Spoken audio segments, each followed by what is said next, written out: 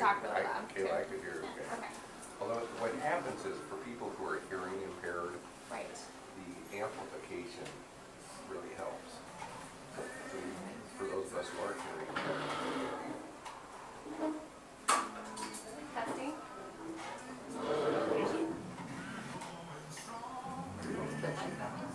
Testing? No? Am I not? Supposed to have another glass of wine.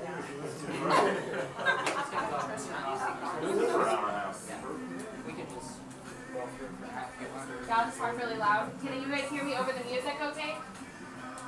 Yeah? Okay. Well, she's going to turn it off and then you'll be able to hear me better. My name is Kayla Bergman. I work for the Center for Rural Affairs. We are basically based out of Nebraska, Alliance, Nebraska, but we have a Nevada, Iowa office, which I work in. Cody is working partially on Iowa and partially on Nebraska. So we're very excited to have this good group of people. It'll be a really good discussion. So I wanted to give you a little background. It sounds like the music's off now. So can you hear me through this okay? Yeah. Yeah? Okay. So our programs at the Center for Rural Affairs, there's 3 of those. Policy program, which Cody and I work for, the Farm and Community Program, and then the Rural Enterprise Assistance Program, or REAP. And those 3 programs really work to serve rural areas across a few states, and like I said, based out of Nebraska, and then we have this Nevada, Iowa office, and looking to expand our work in Iowa. So for the policy team, which Cody, like I said, Cody and I work for, we focus on state and federal policy related to agriculture and renewable energy. So those 2 focus areas for our policy work. So I wanted to lay out the 3 goals that we have for this forum. We are here to discuss with you, figure out where your priorities are, where your questions are, where we can better serve Iowa in the policy work. Then also let you know about the current policy and regulations and laws across Iowa. And then also to empower each of you to take further action on water quality. So anything that you're interested and comfortable with, we have plenty of opportunities within the center to do that. So we're very excited to have you here. So with the further stuff that's available here tonight, we actually have a petition to talk about the funding the trust so that Land and Legacy. It's the Natural Resources and Outdoor Recreation Trust Fund. Right. So this is a petition to sign, and so you can do that anytime throughout the event or afterwards. It's just putting in your information on a computer, and then we form it all together. So it's a pretty simple thing. And you can also just, if on the sign-in sheets, you mark yes or no on that. You can just do that and we can put your information in for you. So we make it pretty easy. If you're comfortable doing that, we really appreciate it. And in your folder, you'll have the full petition, so you can read it before you come up or before you check in on the sign. Is that the thing that's just loose in there? Yep, it should be right in the middle, and you should be able to just grab it right away. If you don't have one, be sure to let me know and I can bring one back for you. So that's a little bit about the Center for Rural Affairs. What makes this work possible is our partnerships. Our partnerships across Iowa are really important to us, and so we wanted to give an opportunity to some of our partners in the local area to share what they're up to and what resources they have in this local area. So, do you want to? Yeah, I will start off. You want to? Okay. Sure. Let me do that. And if you would like to view an agenda for tonight, it's also in your folder on the left-hand side. We can see our partners' names and information there. Well, hello everyone. I'm Mary Beth Stevenson, and I work for Iowa Department of Natural Resources. And I work in the Watershed Improvement section at DNR. And my role is to work with different community-based water quality improvement projects. And I help with all variety of things, developing watershed management plans, helping write grants. I do watershed assessments, a lot of education-focused work. And one of my favorite parts of my job is working for the Cedar River Watershed Coalition, which is co-chaired by State Senator Rob Hogue. And he's going to chime in when I get something wrong here. So the coalition, I know I see a lot of familiar faces here. A lot of you folks have been to our meetings before. We meet about twice a year. We've been meeting since 2010. The group was formed in response to the catastrophic 2008 floods. just with the idea of really changing people's minds about how we manage our watersheds and our landscapes to reduce flood impacts and to also improve water quality. So our meetings we really keep it positive. We try to focus on the great things that are happening around the watershed to improve water quality and address flood issues. We tend to have one meeting a year that's more urban focused and one that's more focused on rural issues.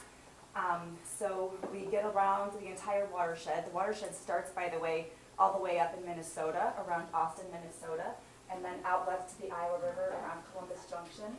So it covers almost a third of the Iowa and the Cedar Basin together cover about a third of the entire state. So it's a huge land area and a lot of opportunity for water quality improvement. So one of our really main focuses is on education and trying to help connect people with their local resources. So we try to highlight the different watershed-based projects or things that farmers are doing or communities are doing to improve our watersheds and get citizens more involved with those efforts. So that's kind of it. Do you want to add anything, Rob? I'll think this other stuff. Okay, sounds great. We will be having another meeting on Friday, November 10th. I came unprepared and did not write down the date of our next meeting. I believe it's November 10th, but I do have business cards. Friday of November. Okay, great. I think that sounds like it would be the 10th then. But I got a business card, so if you're interested in joining up with our group, we haven't decided on a location. I think it'll probably be in the Waterloo, Cedar Falls area this time around. But if you're from the area and you really want the Cedar Coalition to come to your town, we do take requests for meetings, so lobby us and we'll come and visit and hang out in your community and you can show us around all the great things that are happening so that we can get more people informed of what's going on. So that is all that I will say. Thank you. And did you want to add anything? Yeah? Yeah, well, I can go next. Sure. Perfect. Okay, well, let me go next. Do you have a list of? Oh, sure, of Perfect. course. All I always right. have things to talk about. Al says watch out. I didn't say a word. I know. Rob Hogue, State Senator from Cedar Rapids. Great to be with all of you tonight, and thanks to the Center for Rural Affairs for bringing some people together to talk about water issues. Mary Beth has done a phenomenal job coordinating the Watershed Coalition, and I guess one thing that we didn't say is if you want to be involved, contact her and get on her mailing list. So marybeth.stevenson@dnr.iowa.gov is one of the ways you can get a hold of her. We started the coalition in February of 2010. I think Mary Beth, you joined us in 2011. Yep.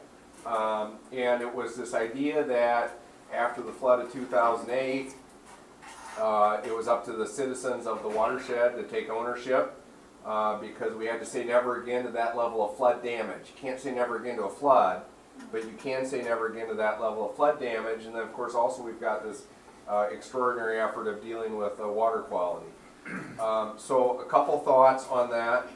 Number one, of course, we've got massive flooding problems. And do you remember the days when 3 inches of rain in a couple days would have been a big deal? Well, it just happened and nobody seems to care, right? Because streets aren't underwater, at least here.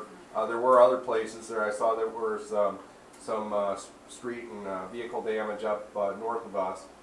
But obviously, after so many floods, we have to, and the increasing precipitation that we're experiencing, we've got to deal with that reality, and that involves doing lots of things in the watershed to hold more water.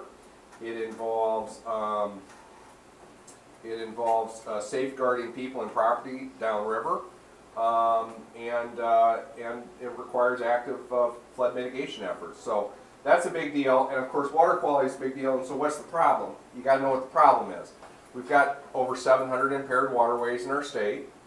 We are, as a state, we are the second leading contributor to the dead zone in the Gulf of Mexico. And we have communities across this state and institutions across the state that struggle to provide safe drinking water. And so we've got real problems. One of the things in the coalition that we've tried to emphasize is let's bring people together. The theme, Dennis knows this because Dennis Gumate with Linn County Conservation, they made the video. We're all in this watershed together. So trying to work together to address both the flooding and the water quality problems simultaneously. We're all in this together. There are a lot of solutions that work.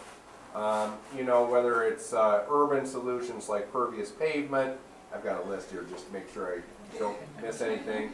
Detention basins, rain gardens, bioswales, rainwater harvesting, or more rural solutions like wetlands and vegetated buffer strips, cover crops, soil health, bioreactor, saturated buffers.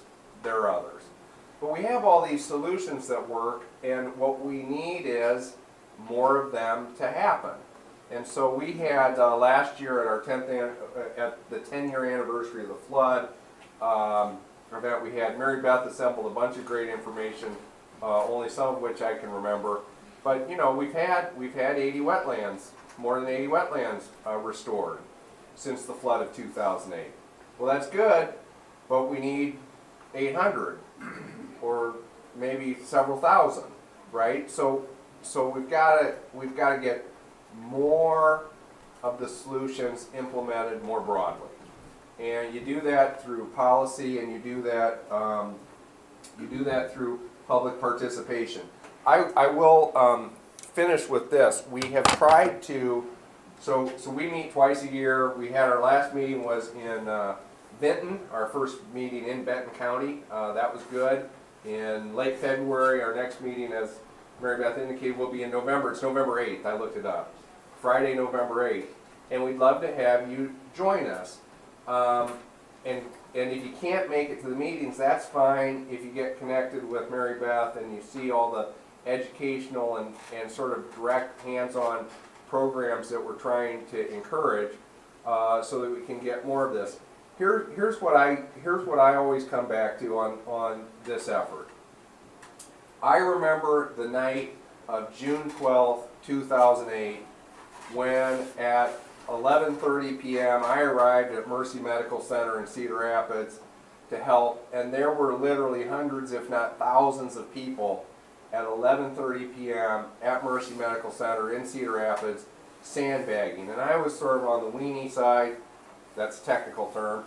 I didn't want to get in the floodwaters. There were people out there in the floodwaters with human chains, handing the sandbags one to another. I was on the dry part, doing the same thing, and you know, we were trying desperately to save the first level of Mercy Medical Center, not from getting inundated. It had been inundated. We were trying to protect. They wanted us to put sandbags on both sides of that wall to try to support the walls. That was the mission that we were on. And at 2 in the morning, they turned us off. They said it was done. While we were there, they were evacuating the hospital, and one of the largest hospital evacuations. Councilmember Scott Rose has to leave, everybody. On his way out, let's give him a round of applause. Scott Rose. See, this is what happens when you know Rob. Yeah. So don't, just whatever he asks, don't get engaged. Thanks, guys. Scott's a good guy. Service on the Mount Vernon City Council. Okay, so what we need is, in advance of the flood disaster, we need that same spirit of the sandbag, that same spirit of community participation, so that if we just do all the things we need to do, we can prevent future, we can say never again to that level of flood damage and clean up our water. Thank you. Thanks. Thank you. All right, and third, we're going to have John with the Natural Resources Conservation Service. Thank you. Thank you so much. Thank you. Yes, Kayla just asked me if I'd come and visit a little bit about what we do and who I am. Again, I'm John Breen. I'm District Conservationist for the Lynn County Natural Resource Conservation Service Agency. Our office is located in Marion. We serve and cover Lynn County. And we're kind of unique. We're the technical side of things as far as getting some of these practices on the ground. The staff that work with me is pretty diverse. I've got 2 federal employees that work with me, a soil conservationist and a soil conservation technician. There's also a county conservationist that works in our office. We just recently were able to hire a soil health coordinator for the Indian Creek Watershed. That came through a grant with NRCS to support that position, so we're pretty excited about that. We've got a state conservation assistance that kind of helps direct traffic when people come in and ask us for their help. And so what we do is we generally implement the federal and the state and the local conservation programs to do conservation on the ground.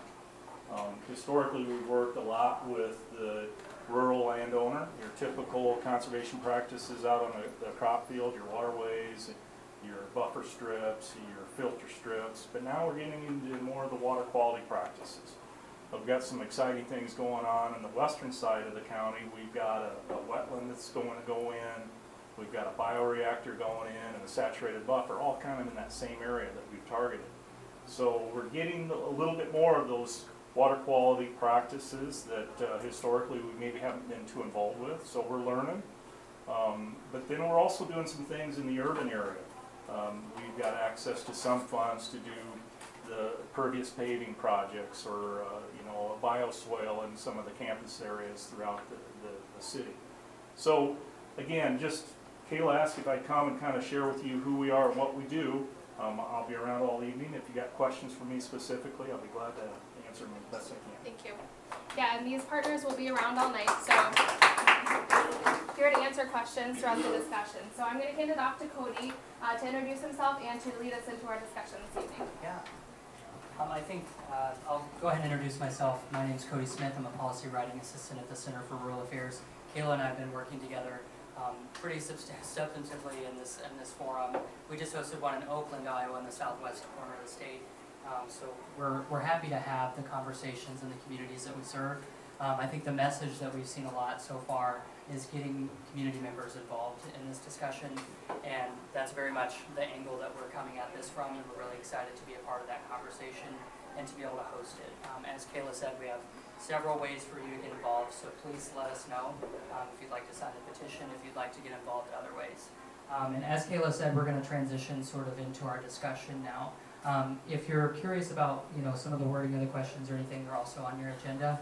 I think one thing that we want to make sure, this is as much of a listening session for us as we advocate for policy at the state level here in Iowa. So we want to know what topics you wish you had more information on, which topics you have concerns or experiences in, or if there are ways that we can help you advocate for cleaner water here in Iowa. So this is sort of an open discussion section, so if you have topics you'd like to discuss, you can be very experienced in the area, you can have no experience in the area, nothing's off limits here.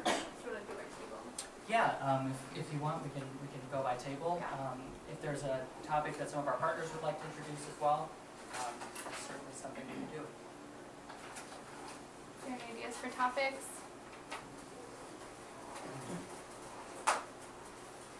Where's the magic button?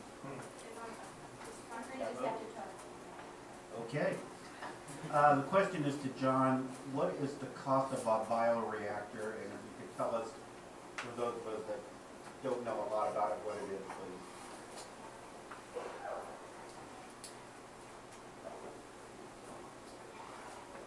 Sure, that's a really good question, and I wish I knew. We haven't put any in Lynn County yet, but I think we're looking just an estimate at that $20,000 to $25,000 range. But that would be like a 100-foot cell by maybe 30 feet wide by 4 to 5 feet deep.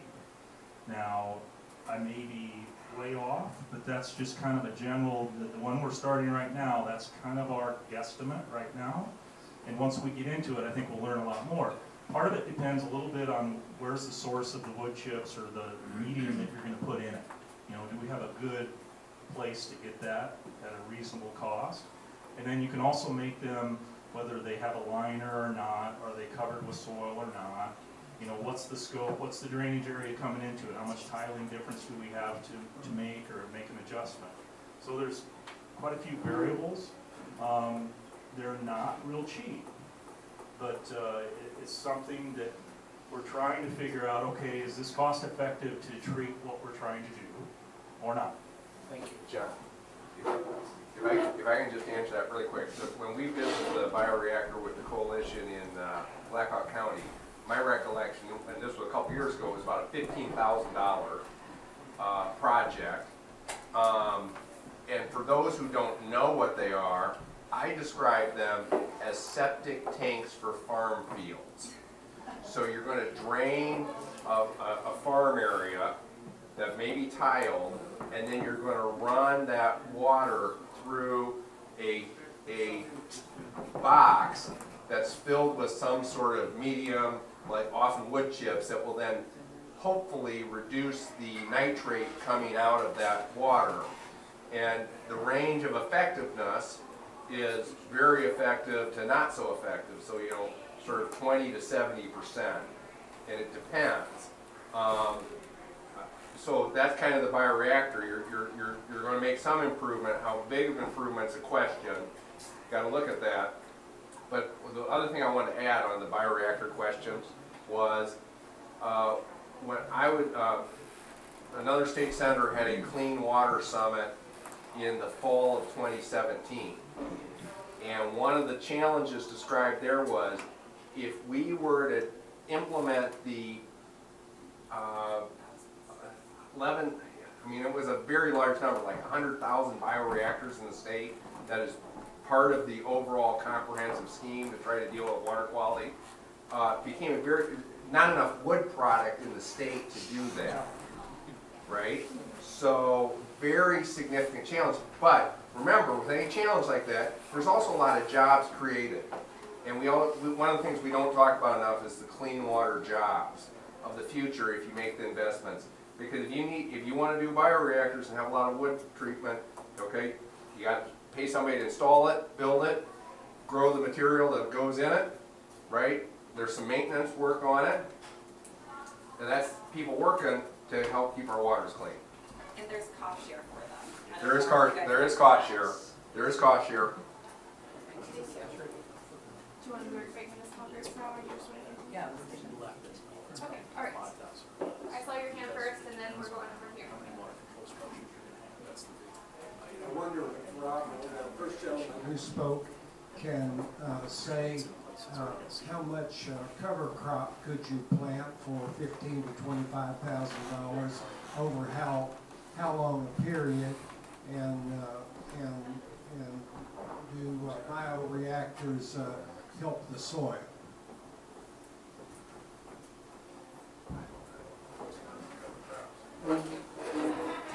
Cover crops are typically going to run in that $30 range to a stack.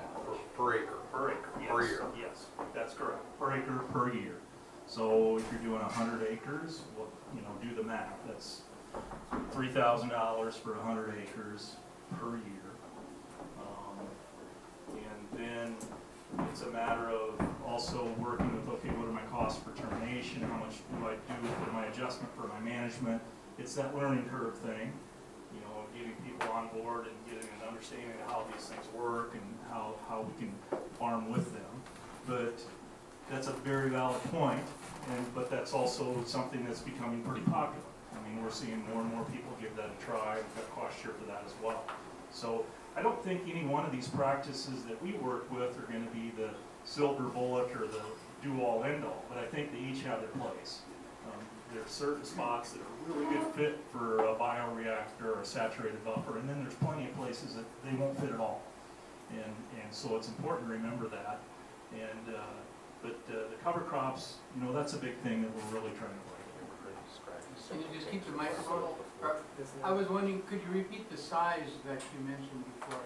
For a bioreactor? Yeah, the one that you're Yep, starting. the one we're working with right now, it's about 100 feet long by, I want to say, 30 feet wide and about 4 to 4.5 feet deep.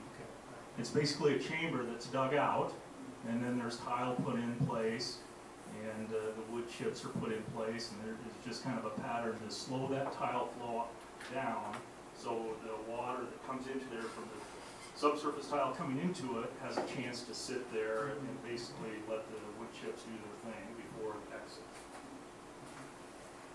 Thanks. I think that's a pretty typical size for a bioreactor, from my understanding. would you be just as well off to do a detention basin? Well, there's just certain places detention basins will not work. I mean, due to the topography and whatnot. So that's a little bit tougher. So you're going by individual Yeah. areas, and Right. it's not some master matrix. Right. cop, bad cop question. How come the Gulf states aren't suing our butts off for ruining all their fisheries? And then the second question is, what would it take to kind of do a combination CRP to buy up the rights of the N-rows and create buffer strips around all the row crop on a permanent basis?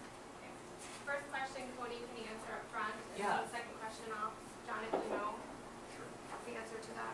So if you have any context you'd like to fill in, feel free to do so. One thing I just wanted to point each of you to, you have a fact sheet on the left side of your folder here. We've analyzed sort of Iowa's role in cleaning out the dead zone in the Gulf of Mexico.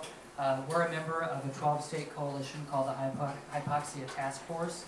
It was established by the EPA, and we have our state nutrient reduction strategy through there. So a lot of the work that's being done at the state level, especially here in Iowa, you'll hear folks at the Iowa Department of Agriculture and Land Stewardship talk a lot about, is the nutrient reduction strategy here, and trying to figure out how Iowa can work cooperatively and looking at other states. You'll also find in here a recommendations fact sheet, which we've highlighted our recommendations as an organization to work collectively with these states and identify what's worked there, what we can pull here in Iowa. So I think the approach so far has been to avoid the court system. Why they haven't done it yet, I don't know. Maybe that's something somebody here could provide more context for. But as of now, this is sort of the framework where Iowa has been making those commitments. So I just wanted to add that really quickly. John, do you have an answer to the CRP? In regards to the CRP, that's an interesting question. They did just announce, in fact, this week, that they're opening up the continuous CRP sign-up again. It had been closed for a while, but now they're making it available through the new Farm Bill. And that's absolutely what we try to promote, is putting filter strips along open bodies of water. There's plenty of opportunity to do that. And then again, what CRP is, it idles cropland for 10 to 15 years with a government subsidy. And the person, the landowner, agrees to seed it down. We try to promote native grasses, but that's not a requirement for a filter strip.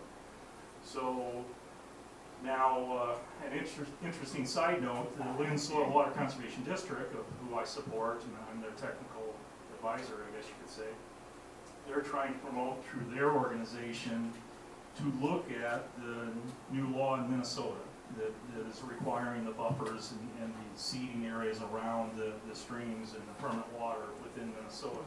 Controversial, we know, but it's still something that the Soil Water Conservation District commissioners would like, the legislator and the groups look at and see if that would be something feasible. So,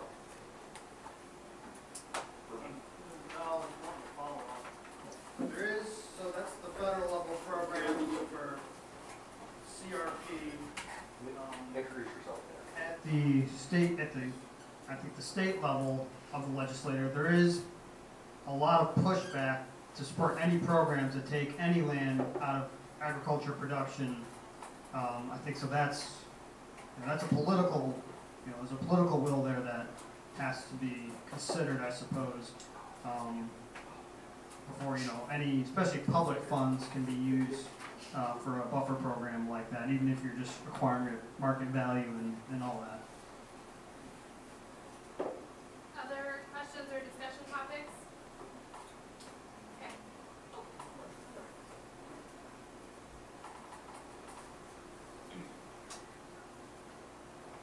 Hop right into it.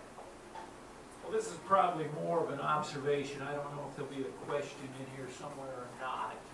And probably primarily aimed at John as a federal guy.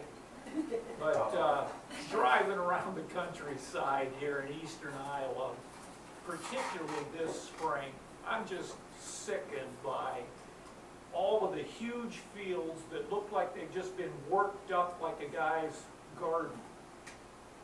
I mean, where is all the no-till, minimum-till technology that I know Iowa State has beat to death? They issue all kinds of reports saying that no-till is better for your soil. What are these guys doing? I assume they're still qualifying for all the farm program benefits. I see this garden stuff worked right up to the edge of creeks.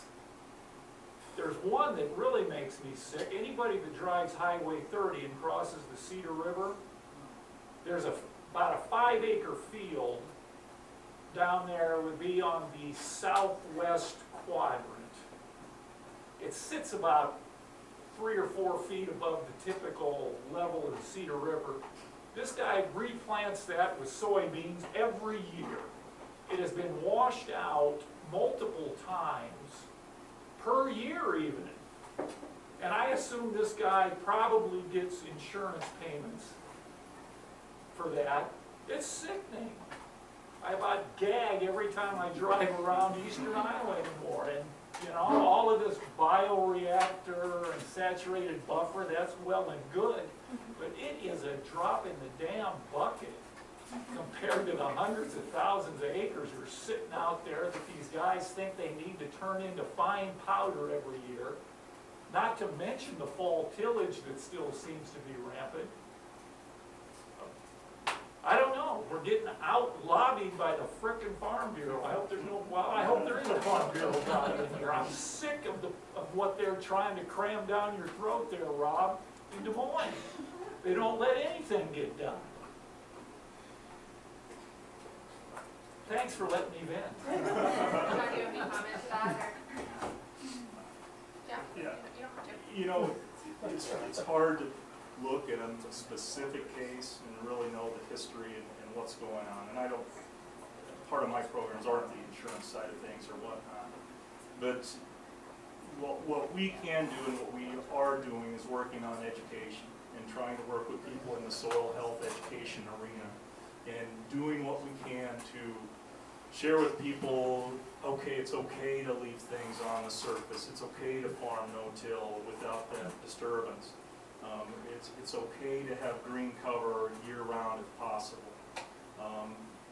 It's not an excuse, but habits are hard to change. And so it's just a matter of the people that we have working for us. And again, you know, how many thousand, well, we have 260,000 acres of cropland, and I work with myself and 2 other federal employees to do the work.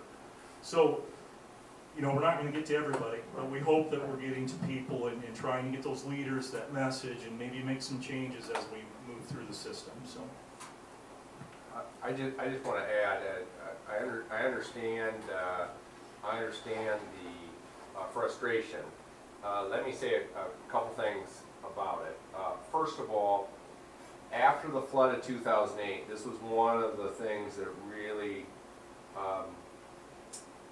disappointed me, was we had farmers voluntarily enroll 60,000 flood damaged acres in a program called the Emergency Watershed Program, EWP.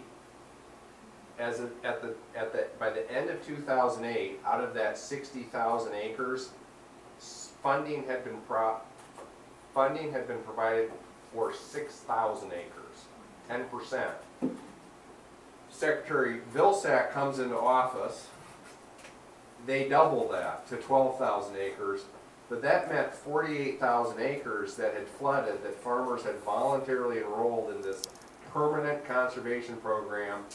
What are they going to do? They're going to bring out the bulldozers, they're going to scrape off the sand, and they're going to keep planting. And to me, I know there's some anger directed at the individual landowner and the decision he or she is making, but I think it really is a public policy responsibility. The second thing I want to say is, you see that and you say, well, I think that farmer's doing something bad, and he or she may be doing something bad, but what I think is also really important is that we continue to provide the overarching science about what is causing flood damage and what is causing water quality problems. And it could be that there are some pinpoint problems like that that we should address. And I know Matt Helmers from Iowa State told our coalition very early on, we had him in probably 2011 or 12, he said with 2% of the watershed, he thought you could address 90% of the problem. But it requires the excellent science to pinpoint what's happening. And so his major idea was a vegetated permanent prairie buffer strips is what he has advocated for primarily. But we have lots of educational efforts, the Iowa Flood Center, Iowa Water Center, Iowa Learning Farms. In our coalition, we've tried to provide a lot of farmer-led education, and in urban areas, you know, landowner-led education, so that people can hear from people who are in a similar situation, so that they can improve their practices.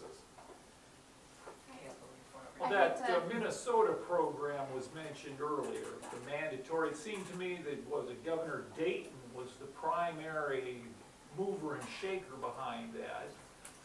And it seemed to me that he fought a pretty staunch battle with their legislature up there to get that put through. But my perception is that the 80% solution is sitting there right in front of us right now with John's CRP programs. I mean, buffer strips that were required around streams and creeks would probably solve 80% of the problem, and the farmer would end up, after the 10-year contract, he'd probably end up with 3 times more net profit on that ground than he would farming it.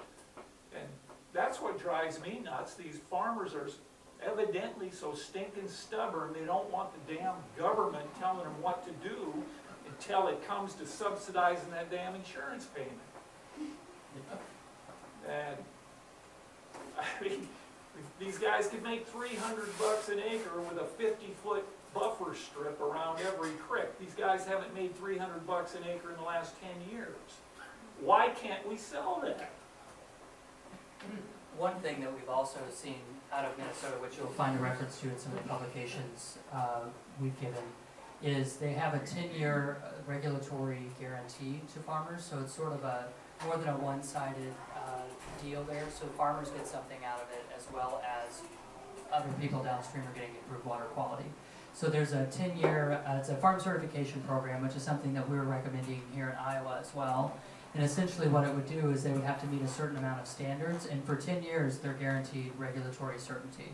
And that's, from what I've heard so far and what I've seen, is working pretty well in Minnesota, because farmers, we actually did a survey of farmers in Iowa a little over a year ago, and one of the biggest things that we saw when it came to water quality, one of the biggest concerns was the threat of potential legislation from the State House. And so if we can use, you know, some of the information that farmers are giving us to make more of a deal and a compromise in that situation, I think that's something that's a little bit more feasible and practical for us to get through the State House. So if you can apply pressure in different places, I know that we have a state senator here, but that's one thing that we're advocating for is a 10-year certification program that allows for regulatory certainty for those farmers. And you've had your hand up for quite a while, so. Here you go. My name is Al Shafo, and I farm around Geyser. I want to tell you that I've been in no-till since 1992. I started cover crops 5 years ago, and I have 5 sets of buckets on the farm. I'm doing what needs to be done, and I wish that other farmers would do it. I try real hard to convince them. The other thing, you say the Farm Bureau's not. We support the nutrient reduction system program, and the Farm Bureau supports all of the water conservation practices. So you cannot lay this at the feet of Farm Bureau. We are for these practices to get done. So you shouldn't have started down that road. But anyhow, I'll tell you something why it's real hard for a farmer to change his mind. When you go out there and you plant corn like I did for 30 years, you plant on bare ground. All of a sudden, he comes along, and I wish I knew why I changed my mind, but I did because I wanted to stop erosion. That's the reason I went to no-till, and I stopped it. I wish I could get every farmer to do that. I'm saving money, and I'm doing an excellent job. The ground that we have needs to be farmed. You don't want to put 93% 93, 95, 96 CSR ground into a CSR program. You just don't want to do that. There's places it needs to be, I agree. So you go out there and you plant corn for 30 years, and now we're planting corn in a hayfield, in a lawn. Now, the trouble is, Grandpa told you this, and Dad told you this, and you're still got this in your head, and you say, if I do that, I'm going to lose money. Now, when we convince everybody to get on the right boat, which I wish they would, we can solve the problem by having no-till and cover crops. Right now, we got about 4% cover crops, maybe what, 20, 30% no-till. I wish it was the other way around, so that it was 95% of us was doing what I'm doing. And I don't know why we don't get them to convince. That is a problem. So some of us get on it, and we're getting more people every year, but it's a terribly slow process, and the people that know me wish I am trying every day to get my neighbors to do this, and I'm making some progress. I've had neighbors come up to me at the fish fry in Geyser and say, drive by my place. This is the first year I've got cover crops on my farm. They know that because I've been doing it, and they finally come around. But it's very hard for a farmer to say, I'm going to do this, when he's worried about losing his crop. Now, I know he won't, but there's a difference. It's very hard to convince him. I don't know what you've done, something all your life, and all of a sudden you want to do something totally different. It's hard to change. I understand that, and I appreciate what you're doing.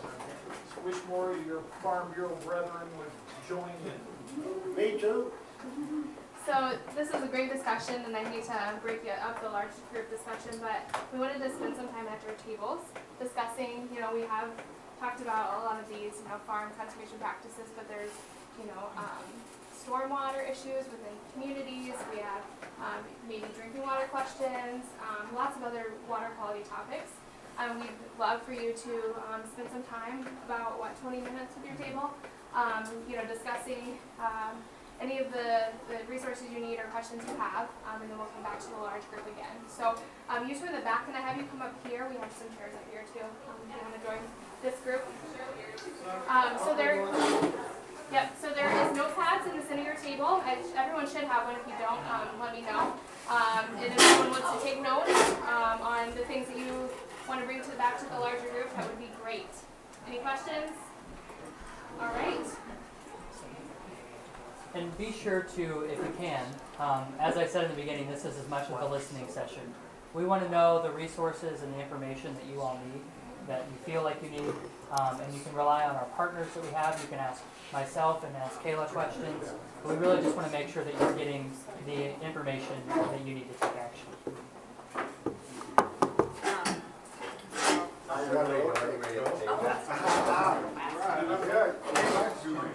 Mike, can you go for living Mount Vernon, and I own 358. We have some concluding thoughts for the group, okay?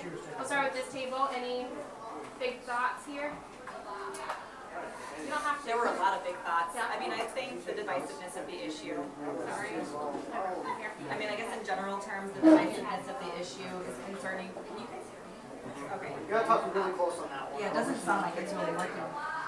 We talked about the lawsuit in the Des Moines area and whether or not some people thought, well, that drove a wedge into the issue, and others of us thought, well, but it got people talking about the issue to a level that we've never really talked about it before. So that was one issue. We talked about the financial investment that's necessary to achieve our water quality goals. Some estimates being in the $3 million range. For water quality alone, and the Flood Center says if you want to address in a small sub-watershed, so 20,000 acres, and the Flood Center says if you want to also address flooding in one of those small watersheds, tack on another $3 million. So that's $6 million total in one sub-watershed. There's 224 sub-watersheds in the Cedar, so when you do the math, that's a lot of money. And then another really great question that came up is why is Gulf hypoxia driving the conversation here in Iowa when we have plenty of nitrate concerns in our small community water supplies, our private wells, we've got phosphorus issues in our lakes, So, you know, why not bring the conversation closer to home? What else do we have? Recreation. I'll just leave it at that. All right, thank you. That was a lot of good discussion. Back group, do you have any thoughts for the group? Any big messages? Yeah. Or aha moments? Our farmer left, but well. He said Everything has to be mandated. Mandate, mandate, mandate. And he's a farmer, and he's been, you know, he said things happen in neighborhoods often, and in his neighborhood, his area, all the farmers are have been doing no-till for a long time. But he doesn't believe that any of these things, these bigger deals are going to happen unless you. Right. And there's some good discussion up at this table. Do you have any thoughts for the group? Okay, I guess the overall thing, like, I realize that this system we're talking about is hyper complex. It is, by Dylan's definition, a complex system. So we started off talking about CAFOs and from the standpoint of both animal welfare as well as water quality. And from there we also talk about the need for some of the desire for smart government enforces, which we admitted some farmers, you know, don't want. Some farmers are already doing that. But then the issue comes who's doing it and then at what level. And then the conservation need in one farm is not the same as the other. But there's also a need to get change. So, you know, how do we negotiate that? I mean, spoilers, we didn't come up with a good solution for that. Yeah, big surprise. But there was a lot of talk going back and forth. What did I miss? Anyone?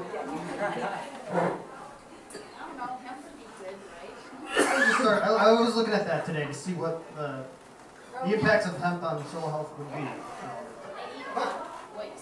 At least you'd feel better about it. We talked about the same thing. Is that the that you official did, position of that the only way to get it done is to mandate. Right. But when I said I want to mandate it, I want the government to pass a law that says you must know it, else you go and put cover crops in and mandate some saturated buffers or whatever.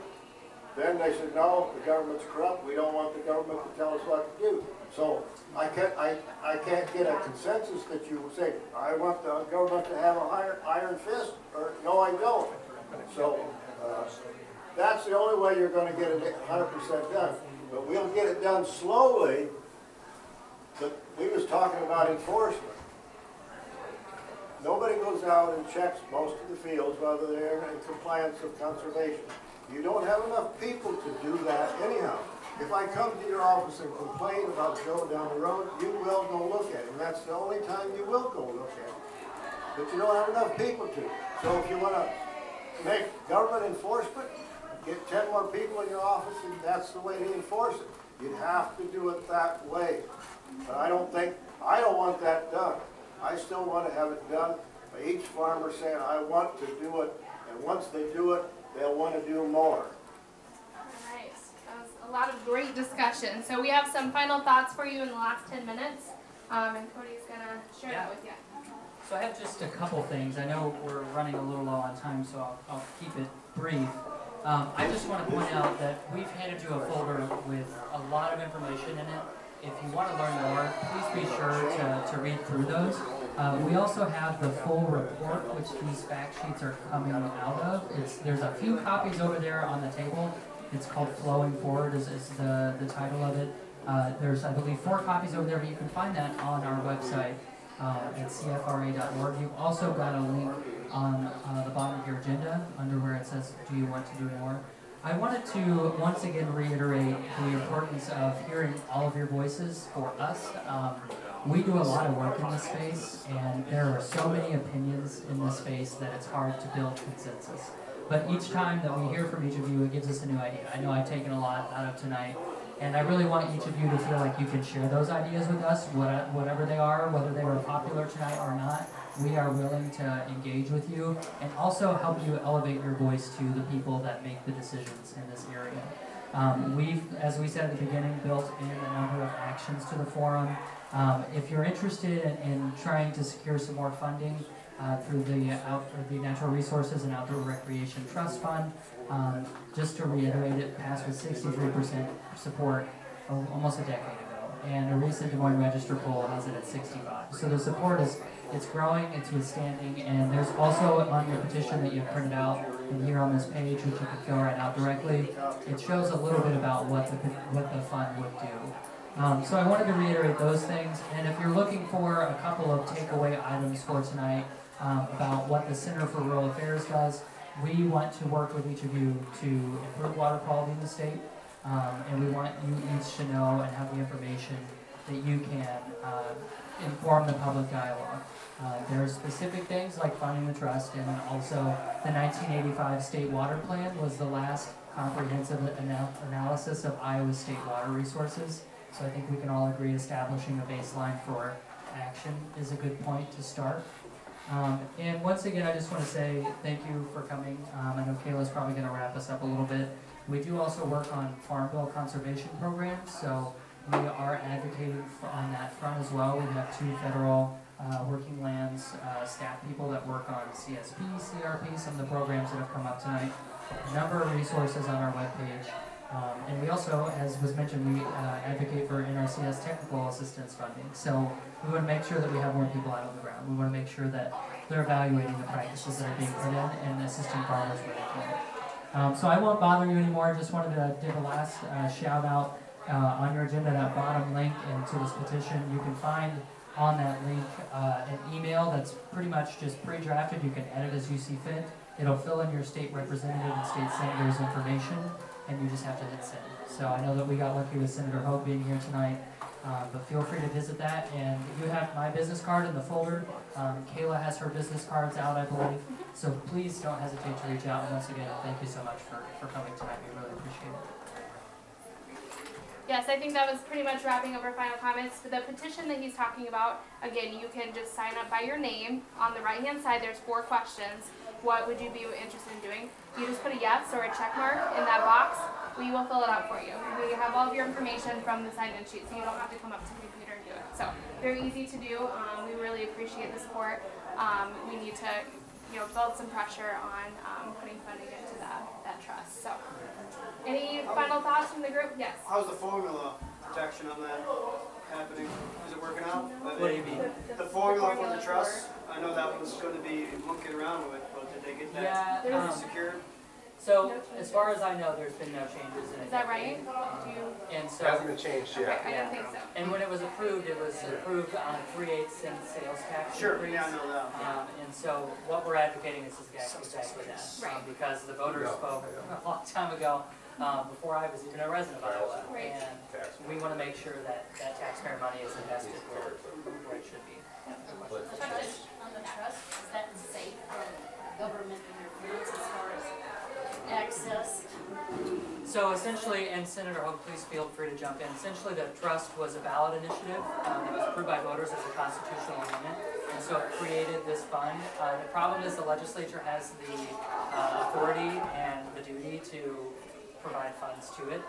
So they could fund it for a little while, and then they could change it too. But the fund itself is constitutionally created. The problem is just getting our legislators to allocate funding to it. Does that make sense? Yeah, but I don't want it, anybody dipping into the fund. So there's a formula that governs how it's going to be spent, and that formula goes with trails, recreation, Rob, you might be able to. That's listed on this petition here, natural resources. The funding formula is statute and can be changed easily. Yes. The 3/8 of a cent is constitutional and is guaranteed to go in there if it's passed.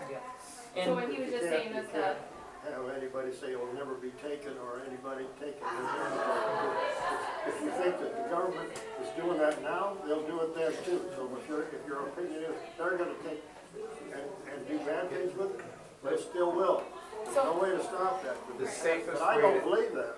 The safest way to address your question is it would have the same constitutional protections in terms of the use of the money as currently the road use fund has. What's the worst, Nancy? Not the easiest. Well, I mean, so on the road use fund, we could go in and redefine what, or attempt to redefine what is a proper use of the roads. And so, for example, if we wanted to fund the state troopers out of it, we could. If we wanted to fund other road management out of the road use fund, we could. But the practical answer is we have not done those things, at least in the last 25 years, because people have, the constitutional fund is protected. So if you do that, it would be subject to legal challenge, and it also creates a expectation that legislators are reluctant to intrude upon. And Rob, how's that? If I understand it right, there's a purpose statement in that constitutional fund that says for the purposes of. And so you can mess around with the dollars, but you can't take it and spend it on prisons, or you can't take it and spend it on you couldn't, something somebody could try to do that, but then somebody would have a lawsuit that could potentially stop that from happening. Okay, so they can do with this what they need to do as long as it meets the regulations and requirements. Yeah. Okay, but what's holding them back now from spending money? We don't have, there's no money. There is no Zero money funds. because it requires the legislature to increase the sales tax to fund it, and the legislature hasn't done that even though the voters voted to establish a So fund. what do you do about that if the people Call your want, door. I do that. Signing our petition. I do that already. I'm an activist. I go outside and stand outside the courthouse, federal courthouse here in Cedar Rapids. Right. And so we have a few voices that are saying that, right? But your neighbors might not be. So educating your neighbors to also do what you're doing, maybe at a level that they're comfortable with. Yeah, I mean, it just has to be a widespread message. I don't think that the general audience, general population knows about the trust, the purpose of the trust, or. Is this where you can educate people on? Doing that now. Yeah, well, and we have those resources on our website, and you'll find on the petition itself, if you'd like to look at the petition later, you totally can. We're not going to pressure anybody to do it. You'll find a 2019 Iowa Department of Ag and Land Stewardship, Iowa Department of Natural Resources, and DOT report that lines up, if the state were to get this funding through this trust, what would they do with it? And that's where these points come from on here. Natural resources, trails. So if the people want this stuff, how come the legislature isn't doing what they want? I think a lot of it is people don't know, as Kayla said, and they're not feeling a lot of pressure, so that's where we're trying to pressure them to do it. Good for you guys. We're excited to be here. One of many events and our public outreach. Because we know our constituents and want that funded. Is the petition online? So you can check next to your name, and I'll enter your information for you, or you can fill out right here. Thank you. All right, thanks again for coming. Mayor, stick around with any questions you have. I just got one more. Give me one more minute here, as long as I have a sympathetic. This is something I seem to be, at least in my neighborhood, I seem to be the only guy that even notices this and is bothered by it, but I'm sure it goes on in every city in Iowa. These professional lawn care services come in with these equipment that's designed to do a football field, and they try to do a yard with it. They end up with half of this herbicide fertilizer mixture all over the street and sidewalks and parking lots. And people look at me like I'm nuts when I complain about it. No, I totally agree. And I don't know what the overall impact of that is, given the millions of ag acres we have. But at least it slaps you in the face at least once a week every time I walk outside and see little kids running up and down the sidewalk, tracking this stuff into the house. So, and right. I did write a pretty in-depth letter to the Mount Vernon City Council last fall after a particular outrageous application all over 2 parking lots. But I think Mr. Rose might have been the only sympathetic ear that I got. And I know I've heard of cities, more progressive cities in other states, cracking down on this kind of stuff. What can we do The about program it? that Kamara's figuring out. Good neighbor Iowa is the fight back. Good neighbor Iowa. You can Google that. University of Northern Iowa has a program, pesticide-free good neighbor. So Well, mine's obvious. I got all kinds of clover and violets back there, so. Get a little sign that says "Good Neighbor Iowa." Put it in your yard. That way you can. My wife just put a little pollinator zone sign in our yard. Do you know of any cities in Iowa that are, have ordinances? No, but now that you've said it, Republicans will prohibit local governments from doing that. So. Well, yeah, that's I do have an example. I actually live in Nevada, like I said, and posted on the police Facebook page last week was, you will be fined if there are grass clippings or any lawn residue, may that be fertilizer or whatever, in the street or on the sidewalks. They are promoting it for a safety because this stuff is dangerous for children to be riding their bikes through and pets to be walking through. So there in Nevada, Iowa City has put in place a fine system for that. So. I would also add, just if you're looking to direct the Mount Vernon City Council in the direction, the Iowa Department of Agriculture and Land Stewardship for the Water Quality Initiative, they offer project funding for urban water quality initiative projects that help with that stormwater drainage system. So, for example, in the city of Ames, I know that they did outside of their city hall a permeable pavers project that helps with the drainage off of their city parking lots. So there is funding available for that type of work. It just seems like a no-brainer that when you apply this stuff, you ought to be required to keep it off of paved surfaces. Something as simple as that. Is that all that water is untreated? Goes into the stormwater system and not treated at Yeah, all. the first rainfall washes that stuff right down my street, into the storm sewer, right into the creek. It flows right into the Cedar River. I would think we could get Big Ag to buy into this one because it takes some of the heat off of them. All right, thanks again for coming. We will stick around for a few minutes if you have any questions or thoughts for us. Again, on your way out, if you're willing to sign the petition, just check by your name that you are, and we will put your information in for you. Thanks again for coming.